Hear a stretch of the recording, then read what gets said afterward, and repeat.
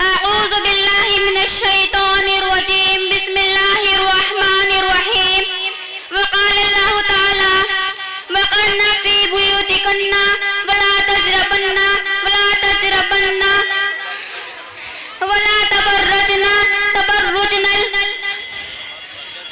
تبرج الاولیاء.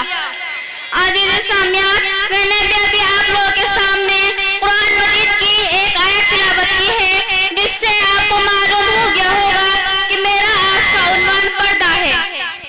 پردہ ایک عربی زبان کا لفظ حجاب کا اردو ترجمہ ہے، اور اس کا اردو ترجمہ پردہ ہونا اس آیت سے ثابت ہے جس میں اللہ تعالیٰ نے عام لوگوں کو نبی کے گھر بے تکلفانہ آنا جانے سے منع کیا ہے، اور فرمایا کہ جب تم کسی کی عورتوں سے کوئی چیز مانگو تو پردے کی اوٹ میں مانگو. اور عورتوں سے فرمایا اے عورتوں، اے ایمان والی عورتوں، تم اپنے گھر میں وقارت سے ٹھہرے رہو اور بے فالتو کے گھر سے باہر نہ نکلو، اور جب نکلو تو پردے کی اوٹ میں نکلو. اور ارشاد باری تعالیٰ اللہ تعالیٰ نے ازواج مطہرات کو مخاطب کر کے فرمایا کہ اے نبی کی بیویوں، تم معمولی بیوی نہیں ہو بلکہ ایک تم خاص بیوی ہو. اگر تم پردے المش پر ایمان لاتی ہو اور پردہ کرتی ہو تو تم کسی شخص سے دبی ہوئی بات میں بات کرو، نرم آواز سے بات نہ کرو.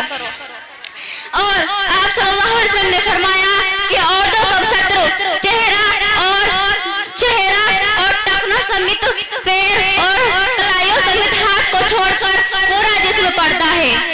اس لیے ہر حال میں پردہ کرنا ہوگا اور اس جسم کو اپنے بھائی باپ سے بھی چھپانا لازمی ہے. اور لیکن افسوس، اگر ہم آج کے ماحول کو دیکھیں تو آج کے ماحول میں ایسا نہیں ہے. آج ہماری مائی بہنیں بالکل کھلی آزادی کے ساتھ بنا پردے کے گلیوں میں، پارکوں میں، اسپتالوں میں ہر جگہ بنا پردے کے جاتی ہیں. پردے نہیں اوڑھتی، کسی کی شادی بیاہ ہوتی ہے تو اس میں پردہ نہیں کرتی. لیکن بڑے افسوس سے مجھے آج یہ کہنا پڑ رہا ہے کہ اللہ تعالیٰ نے فرمایا ہے کہ جو عورتیں میری اس آیت کی خلاف ورزی کریں گی، اللہ تعالیٰ نے ان کے لیے بہت طرح طرح کی وعید نازل فرمائی ہے. اور اللہ تعالیٰ فرماتا ہے اے ایمان والی عورتوں، اگر تم شریف گھرانے کی ہو، اگر تم وقارت گھرانے کی ہو تو تم اپنے گھر میں ٹھہری رہو، اور جب باہر نکلو تو پردہ کر کے نکلو، چادر اوڑھ کر نکلو.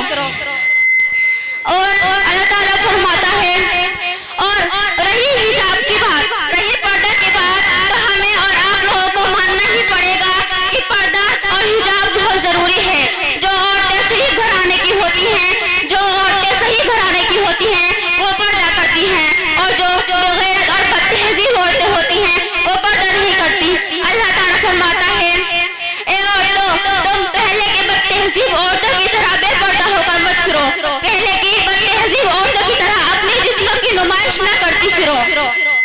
اور اللہ تعالیٰ فرماتا ہے کہ تم کسی مرد کو نہ دیکھو اور مرد کسی عورت کو نہ دیکھے، اور یہ بہت ایک اہم موضوع ہے. اور اللہ تعالیٰ فرماتا ہے ہر عورت پر لازمی ہے کہ وہ پردہ کرے، ہر عورت پر لازمی ہے کہ وہ پردہ کرے. یہاں تک اللہ تعالیٰ نے فرمایا کہ جب تمہارے گھر میں کوئی غیر محرم آ جائے تو تم اس کے سامنے نہ آؤ. یہاں تک کہ اللہ تعالیٰ نے اس بات پر بھی تنبیہ کی کہ تم بجنے والے زیورات کے ساتھ باہر نہ نکلو اور نہ ہی کھلے سر کے ساتھ باہر نکلو، کیونکہ جب ایک عورت بجنے والے زیورات کے ساتھ گھر سے باہر نکلتی ہے تو سارے مردوں کی نگاہیں اس پر ہوتی ہے، سارے مردوں کی نگاہیں اس پر ہوتی ہے. اس سے اللہ تعالیٰ ارشاد فرماتا ہے کہ تم بجنے والے زیورات کے ساتھ گھر سے باہر نہ نکلو. اور اسی سلسلے میں آپ صلی اللہ علیہ وسلم نے مردوں کو حکم دیا کہ وہ کسی کے گھر میں بلا اجازت داخل نہ ہو، کہ وہ کسی کے گھر میں بلا اجازت داخل نہ ہو، نہ جانے عورت کس حال میں ہوگی.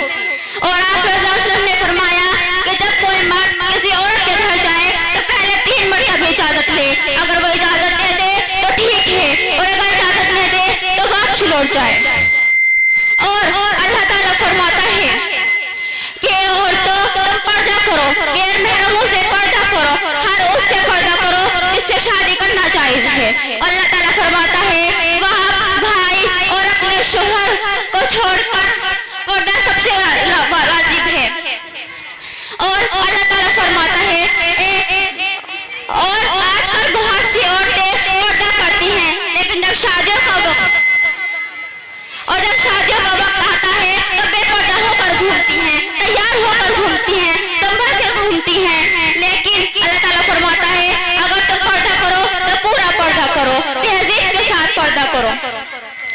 اسی کے ساتھ میں اپنا تقریر ختم کرتی ہوں.